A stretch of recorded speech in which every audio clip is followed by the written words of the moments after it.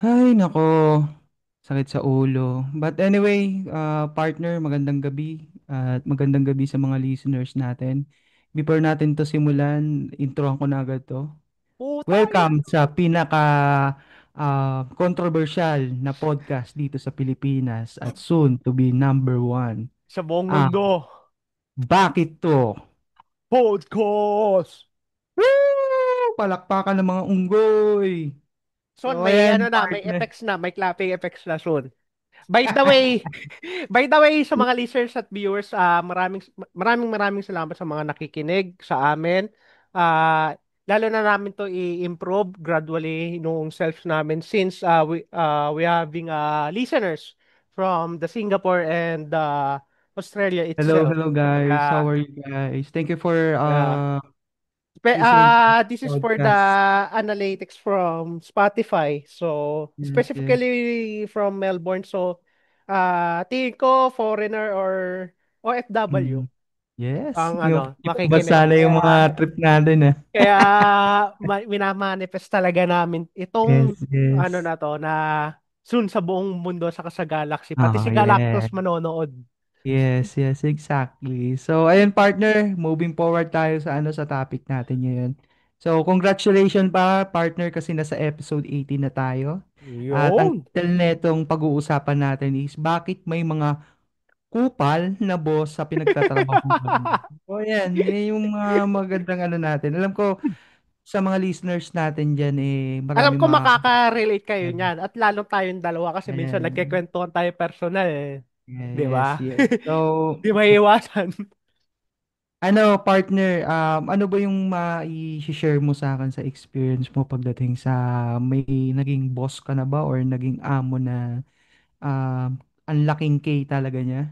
So, ano ba Of yung course, meron mai-share talaga mo? lalo sa kasalukuyan. Ano ba yan? Ano, Ano ba yung yung sa mai-share mo sa akin? kasalukuyan kasi is mali na nga nung management nila. Tapos ganun pa. Kupal na sila, ganun. Talagang grabe maka-micromanage sila sa mga empleyado nila. Oo, micromanage. Yeah. Yes. Mm. Tapos minsan ka na nga lang ihiling, hindi pa magagawa, 'di ba? Indirectly ka pa sasabihan na hindi, 'di ba? Tatanggihan kanila indirectly. Yun ang pinakamasakit Yeah. ko. Pero ako, para sa akin, partner, nung mga wala talagang perfectong Oo, oo. kumpanya. Kasi may Yes. na-experience ako na napakaganda ng environment.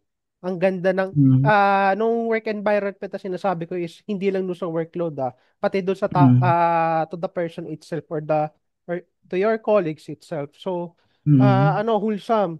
Meron ako naging employer na ang ganda ng work environment ko. Ngunit since nga wala kang perfectong company is napakababa niya magpasahod. mm.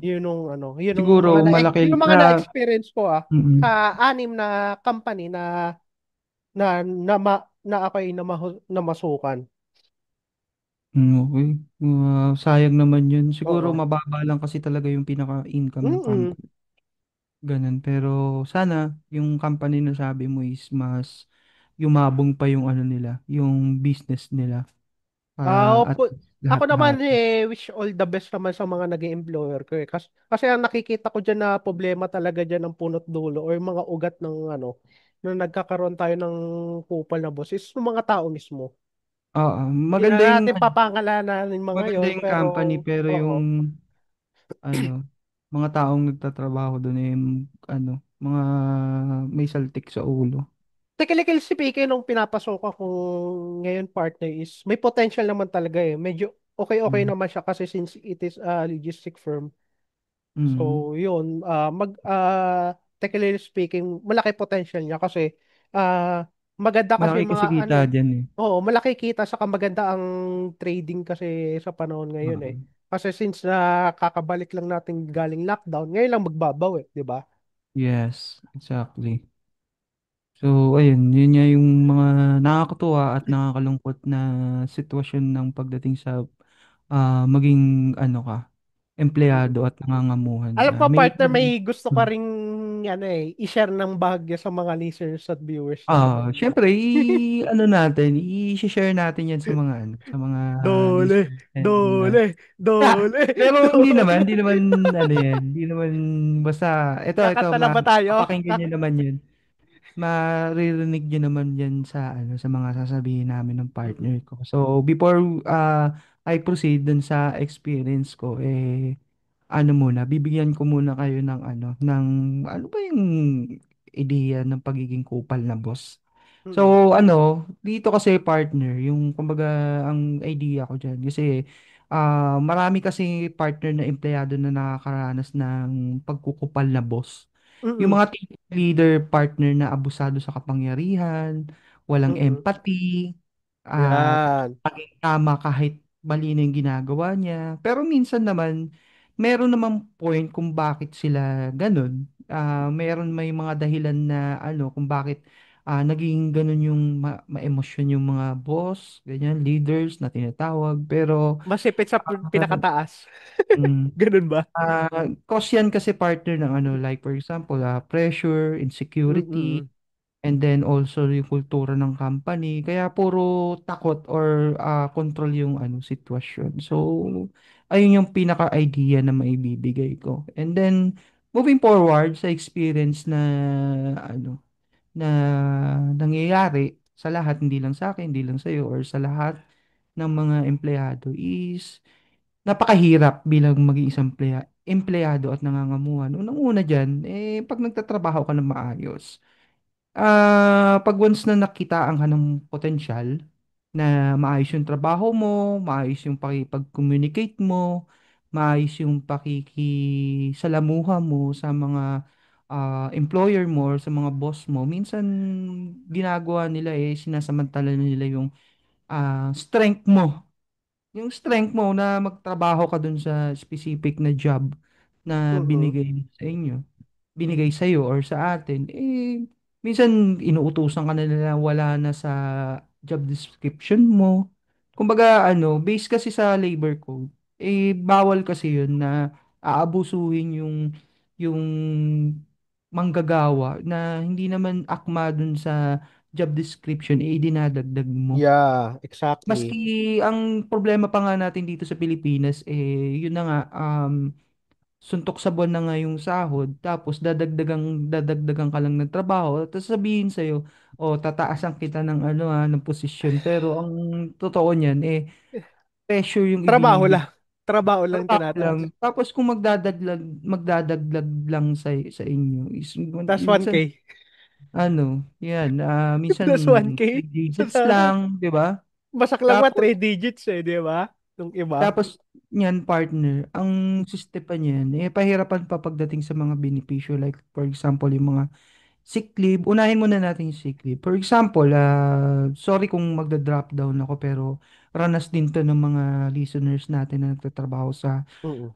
BPO company. So, ayan.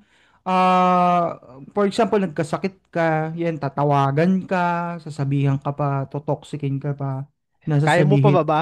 Kaya diba? mo ba mag-update? May Kaya memes hindi nung mo pa ganun, ba di ba? kaya na i-half day? Parang alam mo yun, parang pag May nawala memes ka nung sa ganun, di company nila, ba? Takina babaksak natatawa yung ako eh. yung production kasi wala ka. Mm-mm. Ayun, minsan makikita mo rin sa isang company na na hindi nila kayang i-buffer or Aha. kumbaga may magsha-shadow sa'yo dun sa work mo, Oo. talagang tingin ka na, paano pag nasa operasyon ka pa? Tatawagan ka pa. Maraming kwento sa social Saka media. nakakalungkot nung kalagitnaan ng earthquake, pinagko-calls pa. Yun nung doon ako Oo, nalulungkot yun. talaga. Na pero sinampahan ng Baliwala nung mundo yun. nung earthquake drill na pinapagawa nila yearly sa empleyado. Baliwala kasi di naman nagagamit dahil kailangan pala ko tumawag kahit lumilindol. Mga Pag ganun tipong pag ganong urgency yun, dapat hindi na matik na yun eh. Buhay ang nakasalalay dyan eh. nakataya. Oo. Parang ginawa nila duck cover call eh. Oo, ganun. Hindi Yung,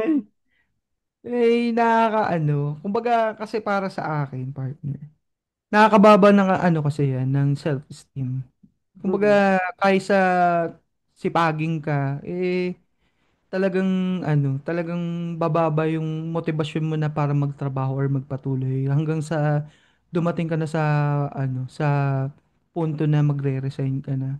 Mm. Eh, minsan kasi, for example, yan, pag sinabi natin yung sakit, anuhin ka pa niyan, kakansering ka pa niyan, sasabihin, ako nga may sakit, tapos babasag ako eh. Gigil trip ka, yun ang ano, yun ang gagawin sa'yo, igigil trip ka. Diba?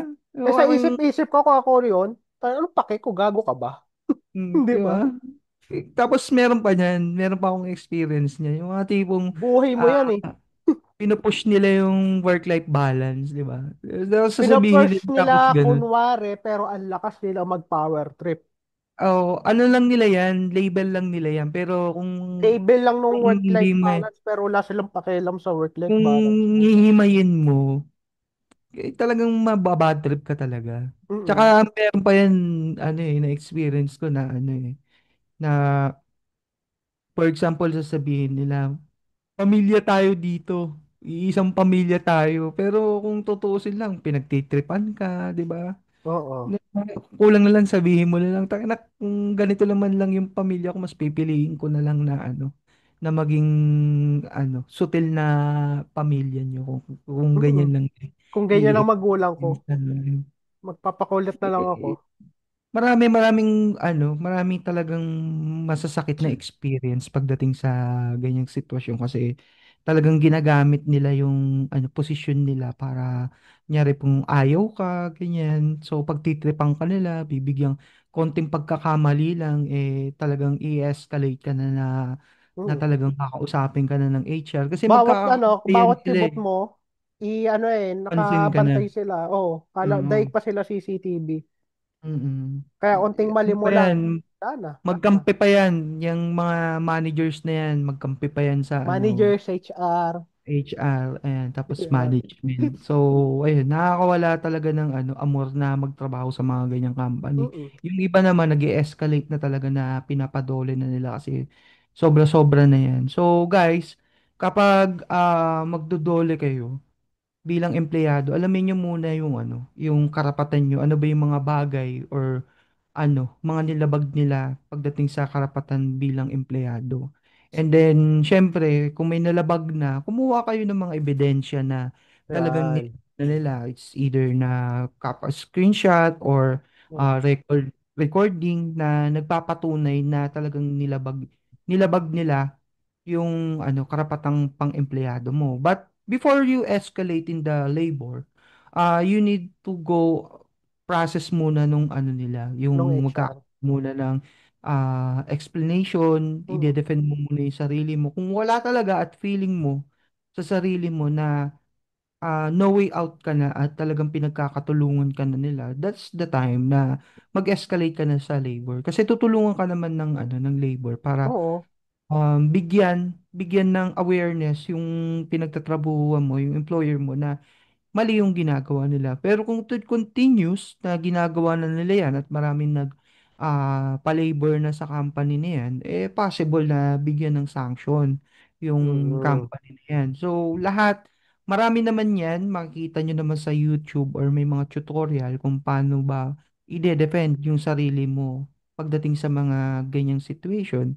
And then, katulad niyan, dadating na yung Christmas party. Kung hindi nyo naman feel na sumama sa Christmas party is, kung hindi naman required na sumama dun, pwede naman kayo Oo, mag-no. mag-ignore. Huwag na kayo may Oo. pagplastikan pa. Oo. So, ayun, kasi ang hirap kung ang hirap kasing sabihin na hindi naman lahat, pero Oo. karamihan ng mga employer is talagang ano, na nagma-micromanage talaga at talagang malas mo lang kung Lalo kung yung may, company. kung may inggit sila sa'yo sa katawan mo, ganon. Oo, yan. Di Yan ba? yung mga sitwasyon na na Kasi di ka kailangan. naman nila ikakanti niyan na walang dahilan eh. Di ba? Ano, trip Mm. lang nila. Ang lakas naman ng trip nila, di ba? Kakabad trip yun, nung trip nila. Kaya maraming tayong mga kapwa na Pilipino at mga Mm. listener followers na nakaka-experience ng ganitong sitwasyon. Lalong-lalo na ano, mababa na yung ano, yung self-esteem mo tapos Mm. ida-down ka pa nila at pagmumukhain ka pa nilang tanga kahit sila naman yun. Mm. So, Saka ayun lang yung suggest ko maibibigay lang ko. din sa mga listeners at viewers natin is kung kakuntsaba naman na yung nung HR, i-direct nyo na sa Dole para ano. Kasi pag idadaan nyo pa sa HR yan, mababasura lang nung complaint nyo eh. Kung sino man yung Ah, complaint nyo. Pero kung ma-discover nyo or may idea kayo na may kinalaman si HR no sa mga kapupalan na micromanaging na ginagawa sa inyo is mas maigi na na diretso na sa Dole para ma-actionan na. Kasi kung tutusin umaga niyang saklaw ng mga executive position, ng mga CEO, ng mga galagalamay na CEO, hindi na naman nila nakikita 100% yan eh, di ba? Kasi busy rin sila on their own. Magpahanap ng ano, client or investor na para sa company nila, halimbawa, di ba? yep, correct, correct ka dyan, partner. So, ayun, partner, may idadagdag ka ba bang experience pagdating sa mga ganyang sitwasyon? Wala na sa ngayon. Okay. So, ayan, since nabigay na namin yung thoughts namin pagdating sa ganitong sitwasyon, sa pagiging kupal na ano na mga boss na na-encounter nyo at namin. Wala nang ah positibo, negatibo. Anong positibo sa pagiging kupal? Di ba? Ayun, pero partner, meron naman ano, may tinatawag naman tayong silver lining minsan. So, Mm-mm. bigyan natin ng tatlong kategorya yan. Unang-una dyan is nagiging motivator. Yung pagiging Mm-mm. strict o tinatawag nilang tough love, minsan ay nagtutulak sa empleyado na mas ma-improve yung skills, lalong-lalo mahina ka sa ganitong aspeto. So, nakakatulong yun. And then, pangalawa, nakakasanay sa hirap. Ayan. Kumbaga, nakakabuo din ng tibay ng loob at professionalism, lalong-lalo na kung marunong kang mag-handle ng pressure. And then pangatlo, reality check. Hindi kasi lahat ng ano partner na boss ay mabait. Kaya magandang ano paghahandaan ito sa totoong mundo. So lalo na pag college ka. So make it sure na kaya Ayan. mag-handle ng ganyan. So ikaw Mm-mm. ba partner, may idadagdag ka pa ba? So para sa akin, sa positibo, unquote and unquote dun sa pagiging kupal is, or pagiging kupal Ang nga sa tawag trabaho diyan is, partner, silver lining eh. okay, okay. Para pang Sa, sugarcoat lang natin. sige, sugarcoat natin. So pagiging Sugarcoat natin. silver lining ng pagiging ganong klaseng tao sa workplace. So, unang-una is, yung nga, kagaya ng nasabi mo is nagiging matatag ang isang empleyado. So, pagkakaroon ng matutong pagmamanage ng emosyon, self-regulate, at magkaroon may pag-deal sa mahihirap na taon na malaki ang advantage sa long-term career Mhm. mo. And then, pangalawa is, nagkakaroon ng boundaries. So, yung boundaries na to is setting for boundaries for the, unang-una sa character development. Pangalawa, kung dati, oo, mapapayaya mo ng ganito, ganyan, na-promote siya, naging kupal na. So, ngayon, matututo ka na magsabi na, okay, o tama na, ganun, o humindi kung kinakailangan. And then pangatlo is lumalabas ang employer sa comfort zone nila, sa sarili nila. So, minsan, dahil gano'n na lang boss nila, mapipilitan na may improve no sarili nila, kagaya yung sinabi ko, character development, sa pamamagitan ng paglalabas sa kanila sa comfort zone, para mag-upskill at shifts ng career na pwede magdala sa kanila ng magandang opportunity. And then nung huli is, nung pagiging coops na workmate or yung colleague is nagiging mapanuri siya sa leadership. So, dahil bad example siya, so matututo ka as a employer kung ano ang mga ayaw mong gayahin kung ikaw naman magiging leader balang araw. Okay, good, Yun. good yun May So, dadagdag ka pa, partner? yun, additional tip lang sa mga listeners at viewers natin. Eto lang nung real talk lang to bago natin i-segment sa negatibo Unang-una kasi, syempre, masakit yun para sa atin yun, pero nakaka-alerto yun sa atin na kailangan natin baguhin nung para sa sarili natin. So, maaari sa environment, sa relasyon ng trabaho, minsan sa career path mo, minsan career path mo mismo. So, kaya ko nasabi yan kasi syempre, minsan, may company tayo na sobrang lala ng toxic environment natin. Tapos, ang problema ni is, mahilig ka pa sa chika, ganon, is minsan, yun ang gagamitin sa yung weakness. So, iwasan natin na, ano, na ang pakay lang natin sa trabaho is puro chismis lang kasi yun ang iano sa'yo balang araw. Tama ba ako, partner? Yep, correct, correct. Kasi kailangan talaga na mabago nung sarili natin from time to time para at least alam na natin nung adjustment na gagamitin natin sa mga colleagues natin pagdating ng araw. Saka Correct. kung kaya natin i-handle o ayusin through document o communicate and escalation properly para kung may reklamo tayo sa kanila. Mhm. Ayan. May dadagdag ka ba, partner, para... Proceed na tayo sa negatibo at excited na ako dito. And so, meron ako dito, partner, na ano, sa negatibong aspeto ng pagiging, ano, bad na boss. Mm. Unang-una dyan is yung, ano, mental and emotional stress. So, nawawalan kasi ng ganit tayo or yung mga kasamahan natin or mga kapwa Pilipino natin pagdating sa pagtatrabaho. Pag ganun yung ano, ganun yung mga boss. And then nakaka-anxiety o ayaw nang pumasok sa trabaho. Pangalawa is yung toxic work culture na sinasabi mo nga. Kung takot na lahat magsalita, wala na talagang ano, inobasyon, puro lang yes boss na lang. And then pangatlo, yung high turnover. So, ayan, pag umalis na yung mga galing na empleyado, kaya nalulugi rin ang kumpanya. And then pang-apat na ito talaga yung tatatak is yung abuso sa kapangyarihan.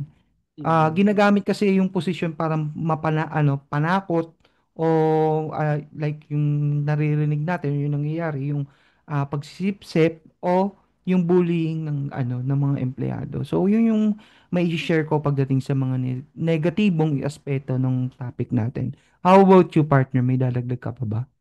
So sa akin naman is unang-una is unang-unang negatibo na to is nagkakaroon ng mental health issues ang empleyado or stress. Madalas siya nai-stress or nape-pressure or na-anxious dahil pumapasok dahil sa pag-uugali ng bad na lead na amo. And then bumababa rin ang motivation niya dahil wala siyang silbi sa mata ng kahit anong effort pa nang gawin niya. And then pangalawa naman is nagkakaroon ng low moral sa team. So bakit ko nasabi yon? Kung laging ang toxic ang atmosphere, apektado ang buong team. So mawawala ng gana, lumalakas ang chismis o samaan ng loob at bumababa rin ang chemistry ng isa't isa. Pangatlo is dumadami ang nagta-turnover or resignations. So, kung walang pagbabago sa maraming empleyado ang maalis. So, kahit pa maganda sweldo o benefits. And then is pang-apat is nagkakaroon tayo ng trust issues. So, nahihirapan ang employee na magtiwala sa management. So, feeling niya wala siyang boses o halaga. And then ang panghuli is underperformance. So, kapag natatakot siya na magkamali or maging stagnant ka sa career mo, hindi ka na mag innovate or magpo-propose ng bago kasi baka pagalitan or ipahiya ka. So, ito yung Nangyari yan. nung relate ako. Dahil sa sitwasyon kasi ngayon na sa dati pinapasungan is nakakatamad na mag-perform kasi bibigyan lang sa'yo, mababang grado lang, ibibigay sa'yo ng bonus, hindi pa buo. Tapos ang masaklap doon, ang ano nila sa bonus appraisal Excuse nila, lang nila. Hindi kasi oo, gamitin excuse yung lang nila. company. Saka kasama na pala sa performance at appraisal mo nung pagpapasok mo araw-araw, hybrid setup ka. Di ba kakagawa mo yun? Di ba? Loko-loko eh. Loko-loko, hindi malamang lahat yan na nag-hybrid setup, hindi buo ang bonus. Mm. Gunggong. Hindi sila gunggong, ingot talaga. Hmm. Ingot eh. Okay. Ano pa, partner? May idadagdag ka pa ba? Wala na, baka tumas pa dugo ko. So, moving forward, moving forward, ano ba yung mga bibigay namin na payo sa mga listeners and followers natin? Meron akong apat na kategorya dito. Unang-una diyan, guys, na hindi mo kontrolado kasi yung kung anong klaseng boss meron ka. Pero kontrolado mo kung paano ka tumugon.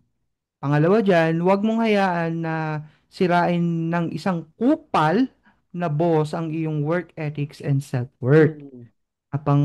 Pangatlo, kung sobrang toxic na, alamin mo kung hanggang saan at minsan kung kailangan mo na rin protektahan yung sarili mo kahit bigyan ka ng bigyan ka kahit ibig sabihin nun is umalis ka na or i-report mo na sila sa dole. Ayan, so pang-apat is at kung boss ka, tandaan mo laging respeto lang at sa na epektibo kaysa yung bibigay mo sa sa mga empleyado mo is takot. So yun yung Mm. mabibigay kong payo para sa topic natin ngayong gabi. So ikaw ba partner, may dadagdag ka ba ba? May idadagdag ako na tatlong aral na patungkol dito sa topic natin ngayon, partner, is unang-una is pagkakaroon ng empathy or pagpapatawad. So, bilang empleyado, mahalaga na matutunan natin na magpatawad or mag-focus na lang sa pag-unawa ng sitwasyon ng ating boss at hindi to pangungunahan ng dapat nating silang tanggapin ng basta-basta. So, kung hindi matutunan kung paano mag-adjust at makisalamuha sa kanila ng maayos. So, pangalawa is balanse ng lakas at pakukumbaba. So, para sa mga boss, mahalaga na mapatanatili ng balanse ang pagiging firm na desisyon at pagiging mabait at makatarungan sa kanilang mga empleyado. So, hindi porket ang ikaw ay boss ay may karapatan ka namang api ng iba. And then Correct. pangatlo is good communication at pagtutulungan. So, ang open Correct. communication at pagtutulungan sa workplace ay makakatulong upang mas magaan ang relasyon sa pagitan ng mga empleyado at boss. So, kapag magaan ang samahan, mas malaki ang chance sa magiging produktibo ang lahat. So, mga Correct. viewers at listeners natin, may sasabihin lang ako bago matapos natin topic natin ngayon. Is may mga pagkakataon talaga na mahirap na makisalamuha sa mga ganitong klaseng boss. Pero ngunit, kailangan natin mag-focus kung paano tayo magiging mas produktibo, professional, at baka makatulong tayo sa pagbabago ng dynamics ng workplace. So focus lang tayo sa trabaho. Mm-mm. Kaya ka nga na-apply dyan or pumasok dyan para saan ba? Para sa karir mo, Oo, para para sa sa karir pamilya mo, mo. pamilya mo, at sa development mo rin, self-development mo. Para pag kus Correct. na handa ka na magsarili, magnegosyo, is alam mo na yung patakbo ng negosyo Paano mo. ka mag-manage? Oo. Kasi yan, So, stepping stone yan. Pagiging empleyado, stepping stone yan. Wala namang masama sa pagiging empleyado kasi marami kang matutunan dyan. masama lang sila. Yun. Mas, Sila lang masama yung dyan yung masama tayo. kupal. Sila lang yung masama. Sa kapansin nyo, sila nung may mga empleyado na sobrang tagal na yun sa company tapos yung company toxic. Kasi doon na Mm. komportable na sila, yun yung place of hell nila eh. Mm. Di ba? Correct. Kasi kung talagang ano ka, driven ka sa career mo, kung wala ka nang matutunan dun sa kumpanya At na sila. pinapasok ka Okay ba't na. sina? Hayaan mo Mm. sila na sabihan ka na ha, pero so what, motherfucker? Ganun lang yan. So, ayun partner, okay ka na. So, ayun, before tayo mag-end ng kwentuhan. Syempre, i-remind ko lang yung mga natin, listeners and followers natin. Huwag kayong magsawang makinig sa amin. Please like our Facebook page and then YouTube channel natin and even the Spotify. So Mm. in Facebook, like and follow nyo lang yung page namin and then yung YouTube, please every video na ina-upload namin, please hit the notification bell and set it up as a all para every Mm. time that we post our podcast is Balita ko, updated partner, may every bug daw time. si YouTube ngayon. Pag naka-subscribe ka pero hindi ka nakahit ng notification bell, minsan lumalabas hindi ka Mm. nakasubscribe ng end user. So, Ayan. So, wag yun, nyo wag niyong kalimutan na kalimutan. mag-click ng Mm-mm. notification bell. Kahit Like. nakasubscribe na kayo And even din sa Spotify, yun, Yan. follow lang kayo sa Daming amin. nakikinig sa Maraming Spotify. Nakakatuwa. maraming mga followers tayo Mm. dito. And then, Mm. ayun nga. Kasi pag ginagawa nyo yun guys, mas nagkakaroon kami ng motibasyon na mas magdagdag ng mga hot topics pagdating sa Yan. ano sa mga nangyayari ngayon sa society natin. Sa totoo Then lang. syempre, mas nakakaisip kami ng mga magagandang pag-uusapan Oo. na makaka-relate talaga kayo.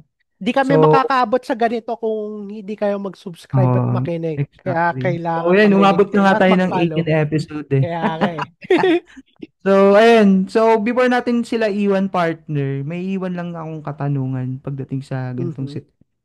So, para sa inyo ba guys, paano nyo babalansehin yung respeto at self-respect sa isang toxic na workplace? So, yun lang yung iiwan kong katanungan sa kanila. So, kung may sagot kayo, iwan nyo lang sa comment section natin sa lahat ng social media platform natin. So, partner, ikaw ba, mayroon ka bang question pa sa kanila? Before tayo mag-mamba out? Wag na. Wag na.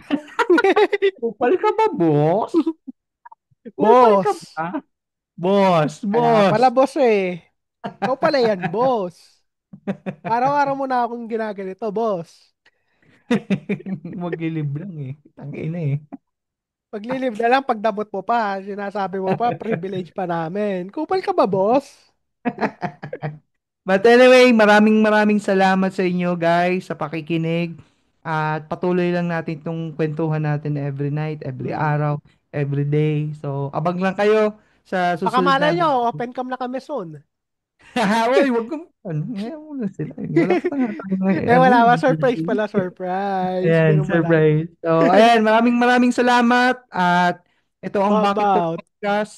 See you next Topic. podcast. Podcast. Okay. Bye-bye. Mamba out. Bye-bye.